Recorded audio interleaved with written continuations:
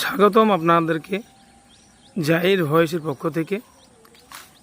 আজকে আমরা এমন একটা বিষয় তুলে ধরব আপনাদের সামনে, যেটি খুবই প্রয়োজনীয় এখন বর্তমান সময়ে এবং প্রাসঙ্গিক।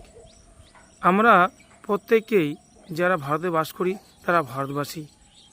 আমাদের ভারত, সমগ্র ভারত আমাদের জন্মভূমি। সেই ভারতের বিভিন্ন জায়গায় বিভিন্ন আঞ্চলিকভাবে সংস্কৃতিগত, ভাষাগত মানুষ বসবাস করে থাকে। যেমন আমরাও আমাদের একটা আঞ্চলিক বা একটা স্থান আছে, যে স্থানে আমরা বসবাস করি সে তার নাম হচ্ছে পশ্চিম বাংলা, ভারতের একটি অঙ্গরাজ্য। এবং এই সমস্ত মানুষই বাংলাভাষী।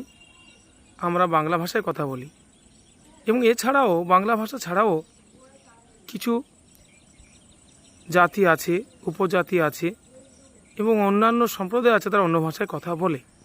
মোটের উপর আমরা সম্পূর্ণই বাঙালি। আমাদের বাঙালির পরিচয়, বাঙালি হিসেবে আমাদের পরিচয়। এটি আমাদের মাতৃভাষা এবং মাতৃভাষা মাতৃদুগ্ধের সমান।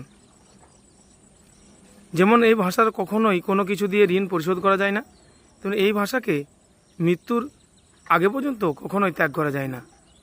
তো এখন আমরা ভারতবাসী হিসাবে যদি অন্য ভারতবাসীর কাছে ভাষাগত দিক থেকে যদি লাঞ্ছিত হই, বঞ্চিত হই এবং হেনস্থার শিকার হই, তাহলে আমরা ভারতবাসী হিসাবে খুবই লজ্জিত।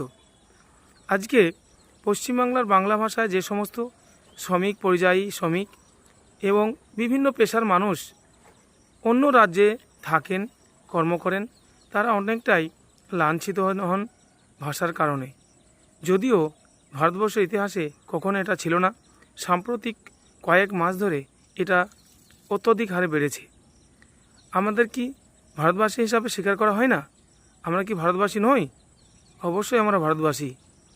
কিন্তু সমাজের কিছু মানুষ, সকল স্তরের সব মানুষই এক হয়েছে এরকম নয়, কিছু মানুষ তারা বিভিন্ন রাজ্যে একটা প্রোপাগান্ডা ছড়িয়ে বাংলা ভাষায় কথা বলা মানেই তারা বিদেশি, তারা ভারতীয় নয়, এরকম একটা তকমা লাগিয়ে দেওয়া হচ্ছে। আসলে আপনি যে ভাষায় কথা বলেন, আপনি কি রাত্রে শুয়ে ভেবে দেখেছেন যে আপনার ভাষাতে যদি কোনো অন্য কেউ আঘাত করে তো আপনার কত ব্যথা লাগে? একজন বাঙালি হিসাবে একটা বাংলার ব্যথা যেমন আমি বুঝতে পারি, যে আমরা বাঙালি, আমাদের অনেক কর্মক্ষেত্রে আমাদের রাজ্য ত্যাগ করে অন্য রাজ্য যেতে হয়, বিদেশেও যেতে হয়। অনেক অনেক ভাই বলবেন যে না, তাহলে আমরা অন্য রাজ্যে কেন যাবো, নিজের রাজ্য করে খাবো। এটা সম্পূর্ণ 100% ভুল, 100% ভুল। কেননা আপনারা নিশ্চয়ই অন্য জায়গায় গিয়ে দেখবেন, বা আপনার রাজ্যেও দেখবেন, আপনার জেলাতেও দেখবেন যে অন্য রাজ্যের, ভারতের সমস্ত অন্য রাজ্যে যে সমস্ত লোক তারা আমাদের দেশে এসে, আমাদের রাজ্যে এসে তারা কী করে বিভিন্ন রকম ব্যবসা কর্ম করে খায়। তাহলে কিছু লোক তারা বলেন যে আমাদের বাংলার মানুষ কেন অন্য জায়গায় যাবে, এটা ভুল। সমস্ত কি কর্ম একই রাজ্যে হয়? সবাই কি কর্ম করে খেতে পারবে? না। আমি কোনো পক্ষ নিয়ে বলছি না, আমি একজন সাধারণ একজন ইউটিউবার হিসেবে বলছি যে একজন ভাষাভাষীর বিচার কখনোই তার ভাষার মাধ্যমে হয় না।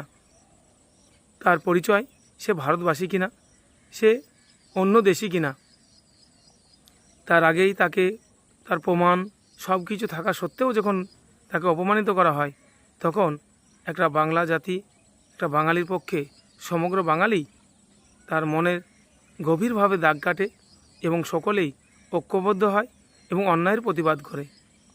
তো আশা করি আপনারা বুঝতেই পারছেন যে বাঙালিদেরকে নিয়ে আমাদের ভারতবর্ষের বাঙালি ভাষাভাষী যারা কথা বলে বাংলা ভাষায়, তাদেরকে সবসময় বলা হচ্ছে নাকি অন্য দেশের লোক, তারা ইত্যাদি ইত্যাদি। এটা আমাদের ভারতবাসী যেমন ঐক্যের একটা ফাটল, এবং ভারতবর্ষ যে শক্তিশালী একটা রাষ্ট্র, ভাষা, শিক্ষা, দীক্ষা, প্রযুক্তি এবং একতা, এইগুলি যদি না থাকে, আমার মনে হয় ভারতবর্ষের যে সারা জীবনের যে একটা ঐতিহ্য এবং আগে বেড়ে যাওয়ার যে বিশ্ব দরবার শ্রেষ্ঠ আসন আমাদের নেওয়ার যে কথা, সেটা অধুরাই থেকে যাবে। তো আশা করি যারা এর সঙ্গে যুক্ত, আমার মনে হয় যে সমস্ত কর্তৃপক্ষ আছেন তারা বুঝতে পারছেন যে এটি একটা ভয়ঙ্কর শুধু নয়, মহামারীর মতো ভয়ঙ্কর একটা ভাষাগ্রস্ত জাতিকে কখনোই এইভাবে অপমানিত করা উচিত নয় বলে আমি মনে করি। পরবর্তীতে ফের দেখা হবে।